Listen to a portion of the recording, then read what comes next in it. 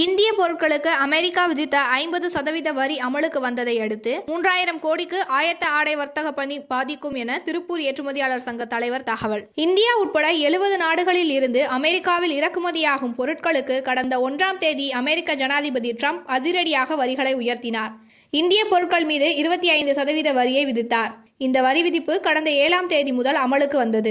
மேலும் ரஷ்யாவிடம் இருந்து கச்சா எண்ணெய், ராணுவ சாதனங்கள் ஆகியவை வாங்குவதற்கு அபராதமாக இந்திய பொருட்கள் மீது மேலும் 25% வரி விதிக்கப்பட்டது. இந்த வரி 27ஆம் தேதி அமலுக்கு வரும் என்று அறிவிக்கப்பட்டது. இதனால் இந்திய பொருட்கள் மீதான வரி 50% உயர்ந்தது. அதன்படி இந்திய பொருட்கள் மீதான அமெரிக்காவின் 50% வரி நேற்று முதல் அமலுக்கு வந்தது. முன்னதாக நேற்று முன்தினம் அமெரிக்க உள்நாட்டு பாதுகாப்புத்துறை இது தொடர்பான அதிகாரப்பூர்வ அறிவிப்பை ஒன்றை வெளியிட்டது. இதில் 27ஆம் தேதியிலிருந்து அமெரிக்காவில் நுழையும் இந்திய பொருட்களுக்கும் சேமிப்பு கிடங்கிலிருந்து பயன்பாட்டுக்காக வெளியே வரும் இந்திய பொருட்களுக்கும் 50% வரி பொருந்தும் என்று கூறப்பட்டுள்ளது. அதே சமயம் 27ஆம் தேதிக்கு முன்னதாக கப்பலில் ஏற்றப்பட்ட பொருட்களுக்கும் நடுவழியில் கப்பலில் வந்து கொண்டிருக்கும் பொருட்களுக்கும் 50% வரி பொருந்தாது என்றும் தெளிவுபடுத்தப்பட்டுள்ளது. இந்நிலையில் இந்தியாவில் இருந்து அமெரிக்காவுக்கு ஆயத்த ஆடைகள் அதிக அளவில் ஏற்றுமதி செய்யப்படுகிறது. இதற்கிடையே டிரம்ப் விதித்த 50% வரி காரணமாக ஆயத்த ஆடை வர்த்தகம் பெரும் பாதிப்பை சந்தித்துள்ளது. இந்திய ஆயத்த ஆடை ஏற்றுமதியில் 68% பங்களிப்பை திருப்பூர் மேற்கொண்டுள்ளது. திருப்பூரில் ஆண்டுக்கு 45,000 கோடிக்கு ஆயத்த ஆடை ஏற்றுமதி வர்த்தகம் நடக்கிறது. இதில் அமெரிக்காவுக்கு மட்டும் 12,000 கோடி வர்த்தகம் நடைபெற்று வருகிறது.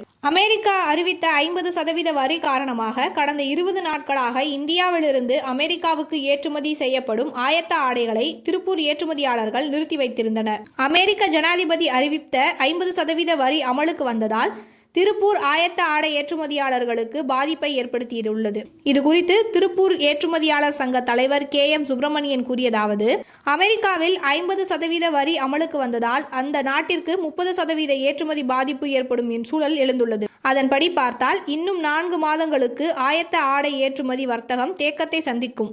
3000 கோடி வர்த்தக பாதிப்பு ஏற்படும் வாய்ப்பு உள்ளது. ஆனால் இந்த வர்த்தக பாதிப்பை சமாளிக்கும் வகையில் இங்கிலாந்துடன் வரியில்லாத வர்த்தக ஒப்பந்தம் அமைந்துள்ளது.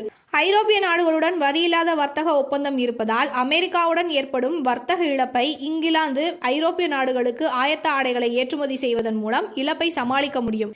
மத்திய அரசு திருப்பூர் ஆயத்த ஆடை ஏற்றுமதியாளர்களுக்கு சலுகைகளை வழங்கி ஊக்குவிக்க வேண்டும். குறிப்பாக டியூட்டி டிராபேக் சதவீதத்தை அதிகரிக்க வேண்டும். தொழில் கடன்களுக்கான வட்டி மானியத்தை உயர்த்த வேண்டும். கொரோனா காலத்தில் வழங்கப்பட்டது போல் அவசர கால கடன் ஏற்றுமதியாளர்களுக்கு வழங்க வேண்டும் என்றும் கோரிக்கை வைத்துள்ளோம். மத்திய அரசு அதை பரிசீலித்து ஏற்றுமதியாளர்களுக்கு உதவ வேண்டும் என்று கோரிக்கை வைக்கிறோம் என்று அவர் கூறினார்.